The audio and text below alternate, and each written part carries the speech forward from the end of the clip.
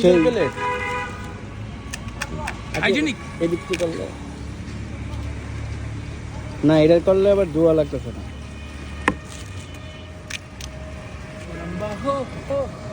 একটা ইয়া না বাংলাদেশের ব্লগ ইয়া এই বেলপুরি বেচে গুলশানে বেচে আরে ফুচকা বেছে হ্যাঁ